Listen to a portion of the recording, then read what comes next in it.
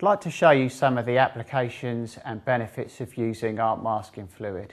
In this video I'm going to talk through two kinds of art masking fluid, those being the standard art masking fluid and also the colourless art masking fluid. In a separate video I'll show you how to use the permanent masking medium. So back to the original two. Art masking fluid is in fact a liquid form of a kind of masking tape, if you like. The standard art masking fluid, as you can see, is slightly yellow in colour. This is because it has a small amount of yellow pigment within it. Whereas the colourless art masking fluid, as the name suggests, is in fact completely colourless because that yellow pigment has not been added. The best way to show you these is to actually show it in use. So I'd like you to have a look at it down here. To show you how to use these, I'm just going to do a rough sketch on this piece of paper here. And what I'm going to use is both the colourless and the standard art masking fluid to mask out areas of the paper. Once this is dry, we'll rub it off and we'll be able to see the paper showing through the wash that I apply over the top. Both forms of the masking fluid can be applied with either the brush, a stick or the end of the brush. If you're using a brush like I'm going to, a good tip is to actually apply a little bit of soap to the hairs beforehand, and this will protect the brush from the art masking fluid, because once it's dry it can actually damage the end of a brush. So first of all, the standard art masking fluid. I've given this a shake, but basically take the lid off and then I can apply areas here where I want this to be masked out, like so.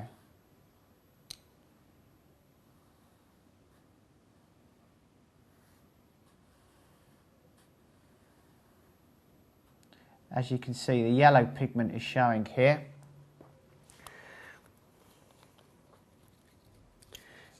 It's also really important to point out that the paper should not be wet. The paper should be completely dry. If the paper is wet, or if any moisture or any water is in contact with the art masking fluid, it will actually dilute it and enable it to sink into the page and make it incredibly difficult to remove. Always remember not to get any of the masking fluid around the threads of the bottle there, because if you do and then replace the lid, it can actually go solid and make it really difficult to remove. And then as a contrast, I shall just apply some of the colourless art masking fluid to different areas.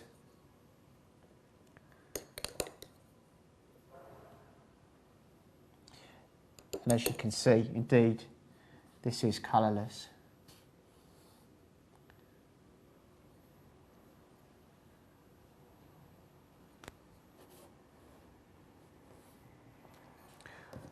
So I now need to replace the lids as soon as possible, because as soon as air comes into contact with it, it's starting to solidify. So always keep the lid on your bottle at all times. I'll go and wash my brushes out straight away and we'll allow this to dry. Okay, so my masking fluid is now completely dry and ready to be over-painted. It's worth saying that you really need to keep it to a bare minimum the amount of time that you leave the masking fluid on the paper for. Prolonged periods can make it difficult to remove. I'm talking about days rather than hours here, so I'll just now apply a wash over the top of the dry masking fluid. Okay, so plenty of water on my brush.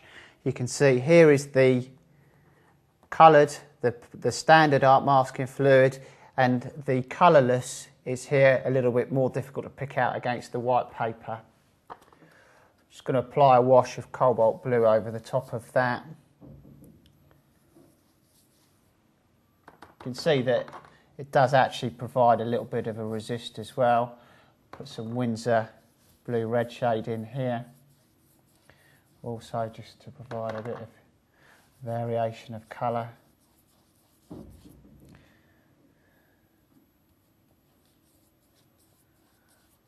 just wash that all the way down.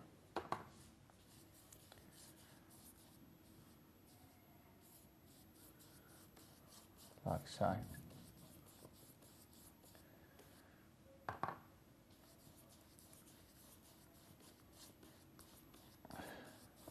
Okay, and as with the masking fluid, I need to allow that wash of blue to go completely dry before I can attempt to remove the masking fluid that is underneath it. Okay, so now my wash on top of the art masking fluid is completely dry, so I can remove the art masking fluid and allow the paper to show through from underneath. To do this, I can either use a rubber or I can also use my finger. It's personal preference basically. So as I start to rub this off here, you can see that it neatly removes, again, further on to cover this area here, some of the standard art masking fluid there, and as I said, you can do it just with your finger as well. So just work your way across any area where you've applied it. Okay, so that shows the masking fluids used as just part of a simple sketch. They can obviously be used in a wide variety of painting styles and techniques. I really hope that you enjoy using them and getting the most out of its unique properties.